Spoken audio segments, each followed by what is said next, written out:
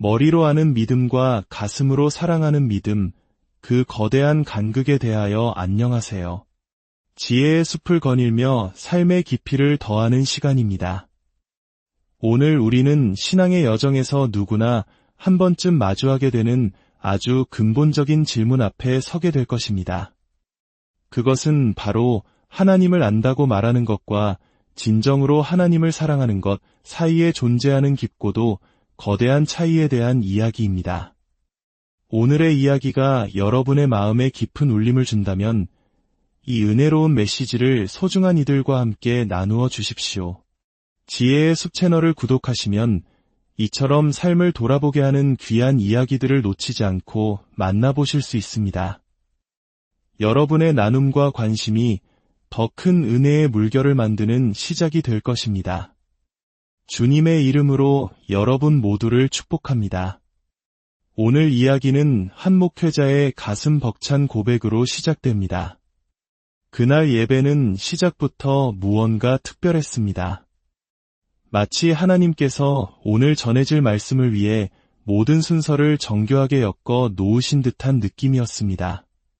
함께 예배를 준비하던 다른 이들이 나누는 이야기, 함께 부르는 찬양의 가사 하나하나가 마치 거대한 교향곡의 일부처럼 그가 전하려던 메시지와 정확히 일치하며 마음을 울렸습니다.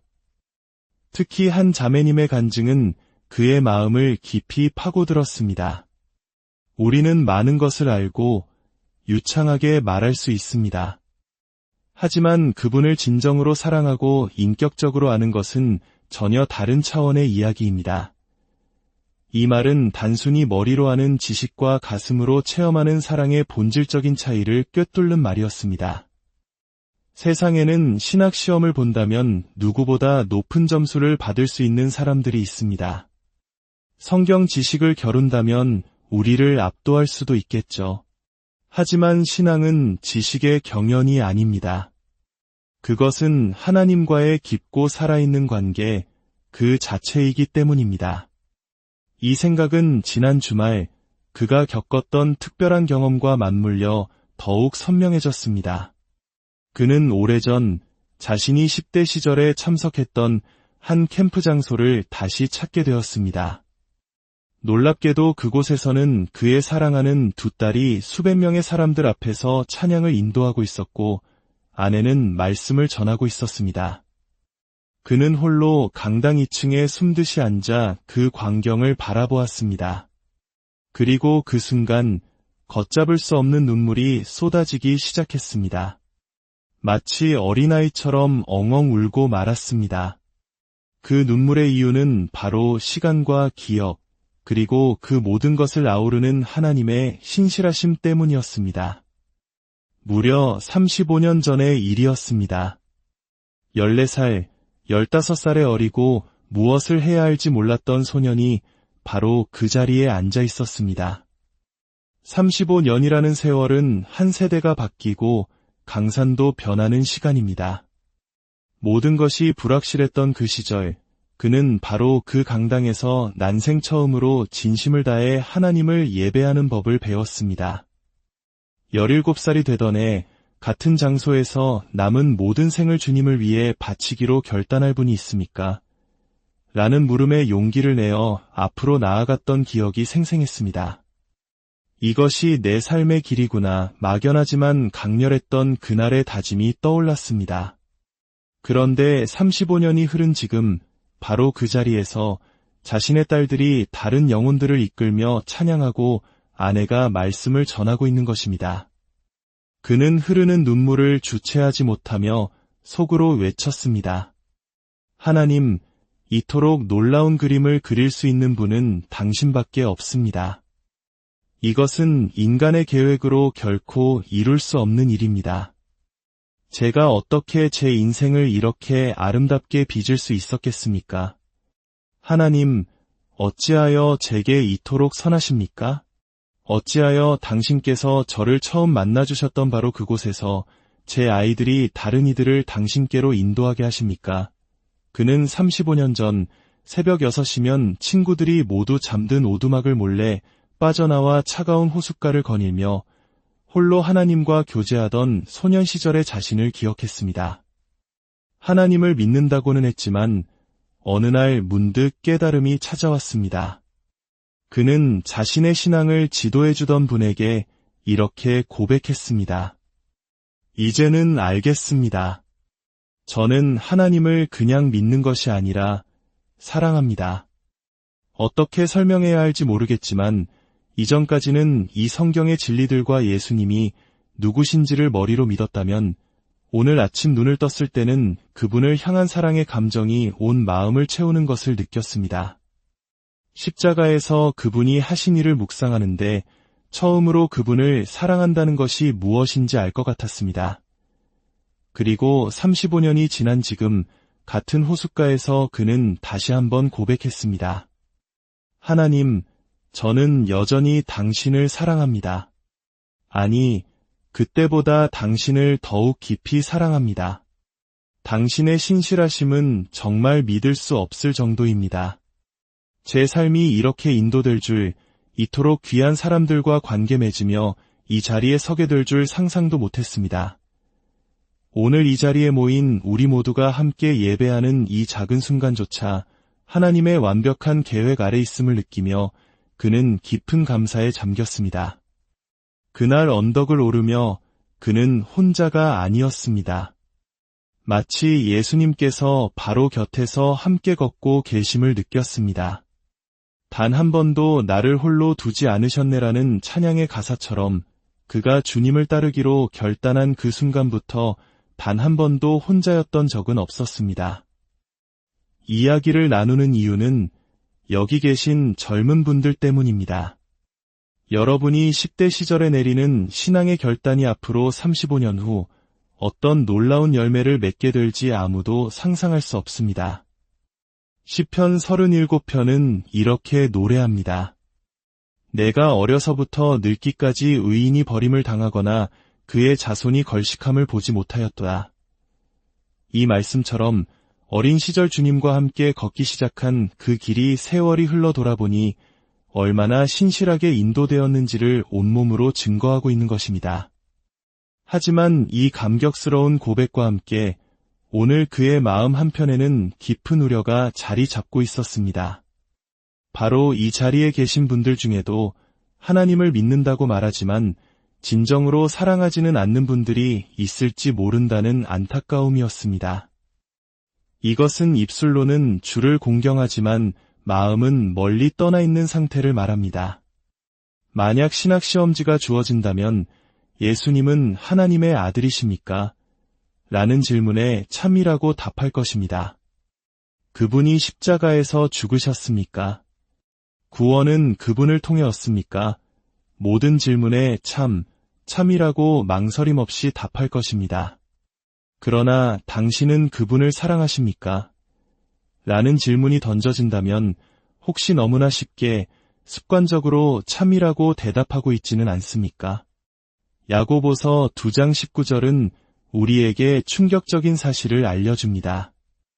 내가 하나님은 한 분이신 주를 믿느냐 잘하는도다 귀신들도 믿고 떠느니라. 잠시 생각해 보십시오. 지금 이 순간 당신의 믿음은 악마의 믿음과 무엇이 다릅니까? 악마들도 하나님이 존재하심을 믿습니다. 그들은 우리보다 신학적으로 더 정확히 알고 있을지도 모릅니다. 그리고 성경은 그들이 믿을 뿐만 아니라 떤다고 말합니다.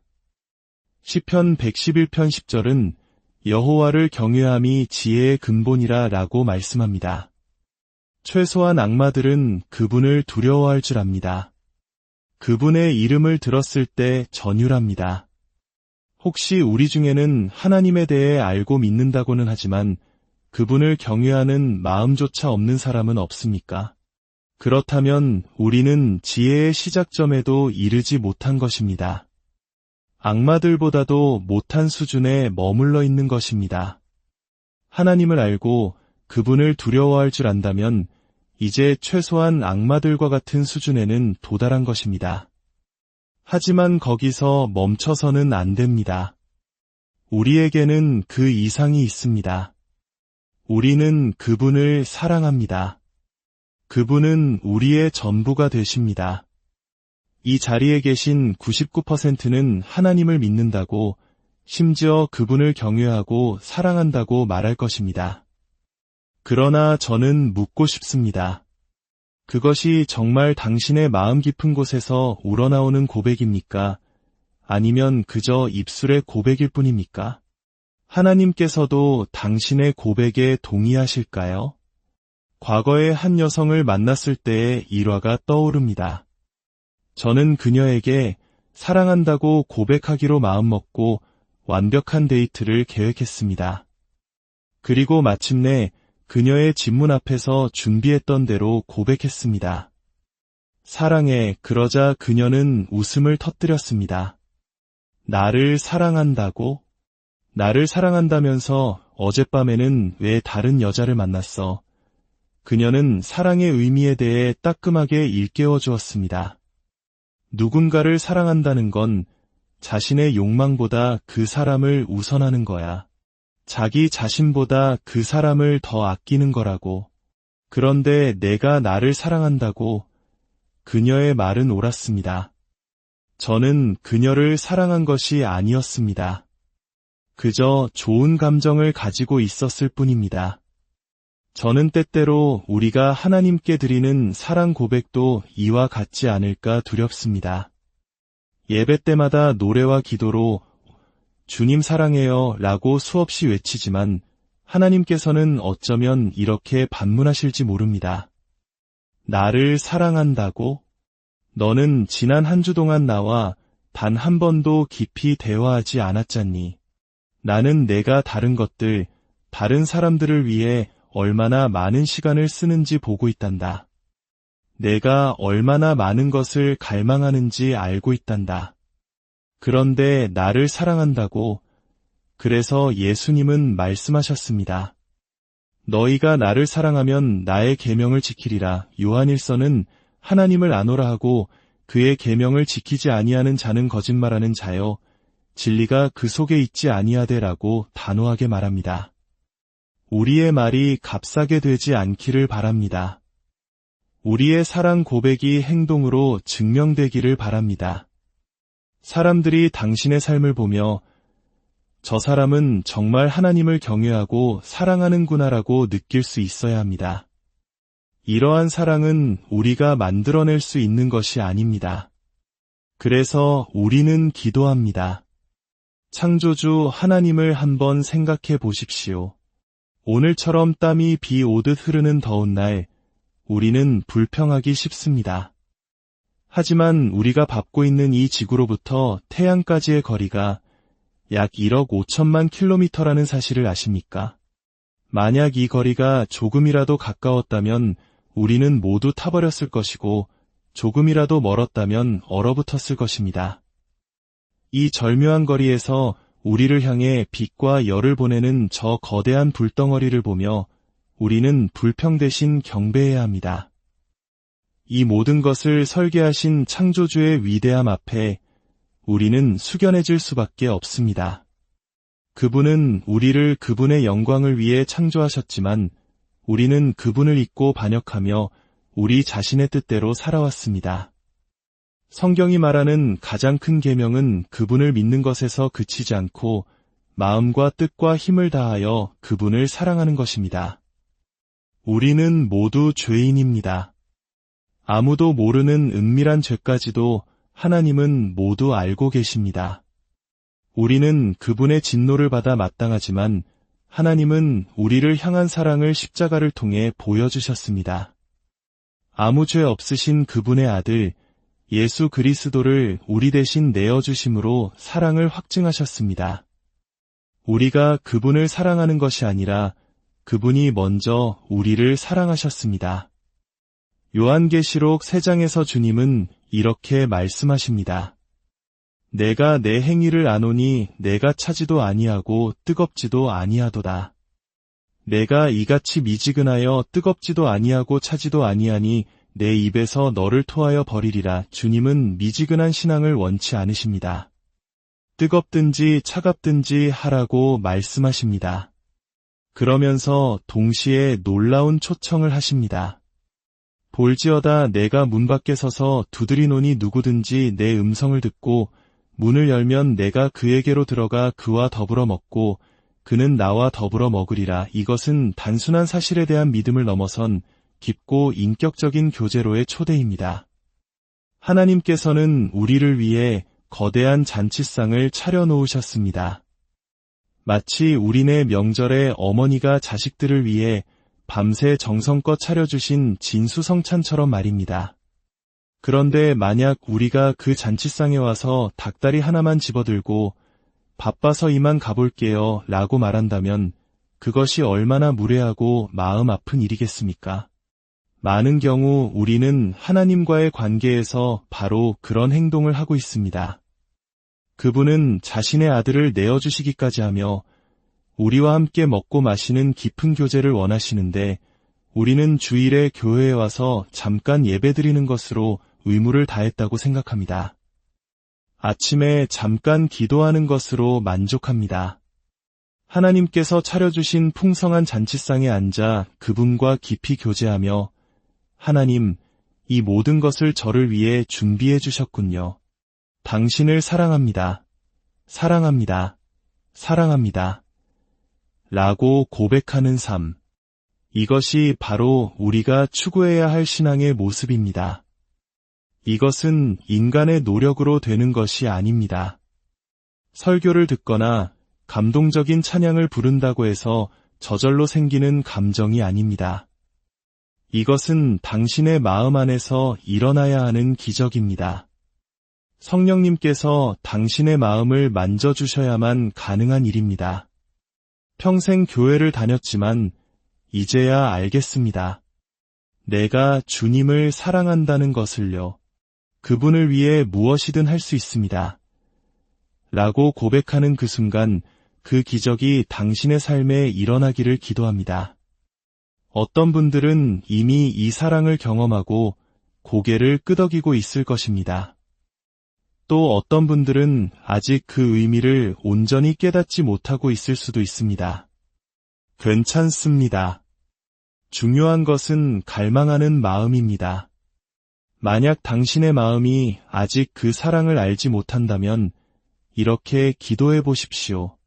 주님, 저를 구원해 주십시오.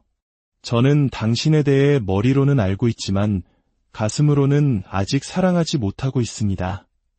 제 마음의 문을 열어주시고 제 안에 들어와 주십시오. 마음과 뜻과 힘을 다해 당신을 사랑하고 싶습니다. 이 기도는 당신의 인생을 바꾸는 가장 위대한 기도가 될 것입니다. 주님은 지금도 당신의 마음 문 밖에서 당신이 문을 열어주기를 기다리고 계십니다. 그 풍성한 사랑의 잔치에 당신을 초대하고 계십니다. 부디 그 초대에 응답하여 머리로 하는 믿음을 넘어 가슴으로 뜨겁게 사랑하는 참된 신앙의 기쁨을 누리시기를 주님의 이름으로 간절히 축원합니다. 오늘 이야기는 여기까지입니다.